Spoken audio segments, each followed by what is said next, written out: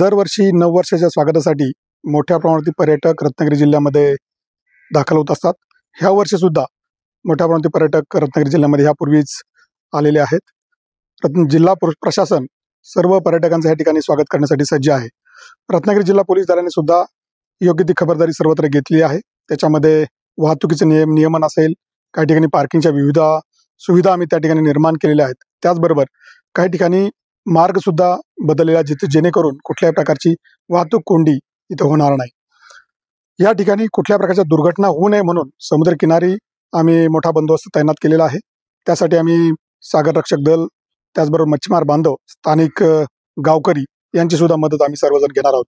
मला आपल्या माध्यमातून सर्वांना आवाहन करायचं आहे की समुद्रकिनारी जेव्हा आपण जाता तेव्हा पाण्यामध्ये उतरताना तिथल्या खोलीचा अंदाज घेतला पाहिजे। कुठल्याही प्रकारचं अततायी वर्तन त्या ठिकाणी व्हायला नको।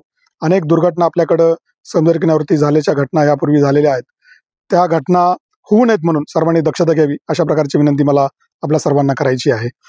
दुसरी महत्वाची बाब मला सांगायची आहे, आपल्याकडे नवीन वर्षाचं स्वागत करताना दारू पिऊन कुणीही वाहन चालवू नये।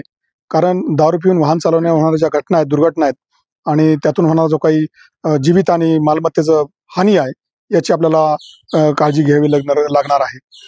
पोलीस विभागानं ह्या वर्षी ठिकठिकाणी नाकाबंदीचं आयोजन केलेलं आहे। त्या ठिकाणी ब्रीथ अनालायझरच्या माध्यमातून लोकांची तपासणी केली जाणार आहे। ह्यामध्ये कुणीही दारू पिऊन जर आढळलं तर त्यांच्यावरती कठोर अशा प्रकारची कारवाई करण्यात येणार आहे। मला या निमित्तानं सर्वांना सांगायचं आहे, आपण जरूर रत्नागिरी जिल्ह्यामध्ये या, आपण आपला सुट्टी आनंदाने या ठिकाणी घालवा, परंतु सुरक्षेची काळजी सुद्धा सर्वांनी घेतली पाहिजे असं आवाहन मला आपल्याला ह्या निमित्तानं करायचं आहे। मला सरतेशेवटी आपल्या सर्वांना नवीन वर्षाच्या खूप साऱ्या हार्दिक शुभेच्छा द्यायच्या आहेत। धन्यवाद।